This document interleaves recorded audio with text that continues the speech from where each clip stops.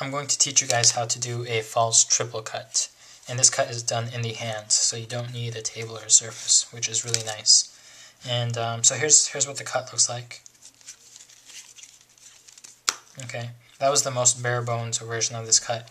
The nice thing about this cut is that you can customize it. You can make it look more flashy or more simple, depending on your style. Now, to do this, you need to know how to do a swing cut.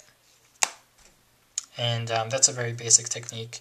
If you don't know how to do it, I've made a short video explaining it, so I'll put a link up. And if you want to do a more flashy version of this cut, you can also learn the swivel cut, which looks like that. And I've also made a video briefly explaining that one. So let's get into it. I'm going to do the most bare bones version in slow motion, so you can just kind of see how the packets are moving relative to each other.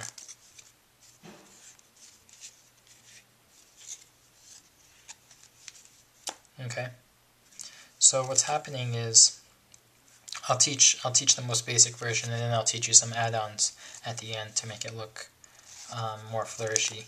But for the most simple version, just start with a swing cut. So you're going to swing cut about a third of the deck. Okay, swing cut that into your left hand. Now you're going to swing cut another half of whatever is remaining. And as you do that swing cut, you're actually grabbing that first packet that you cut off with your middle finger, as you do that second swing cut.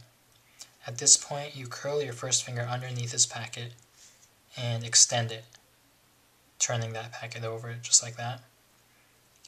And you do that as you do your third swing cut with that third packet. Okay.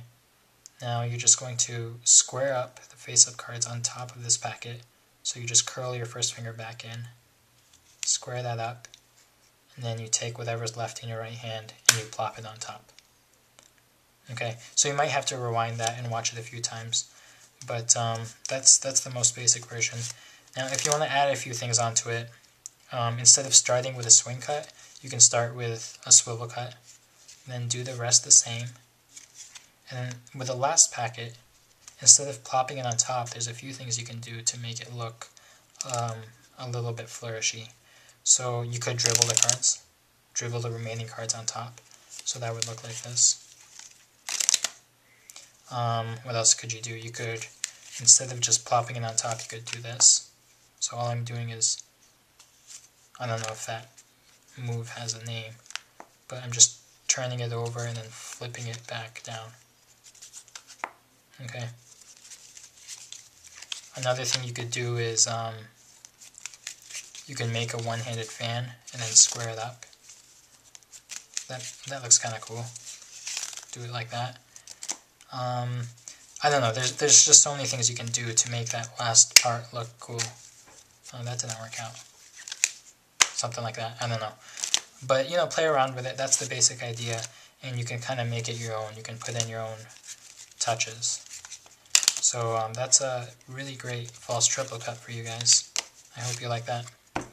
Take care. Bye.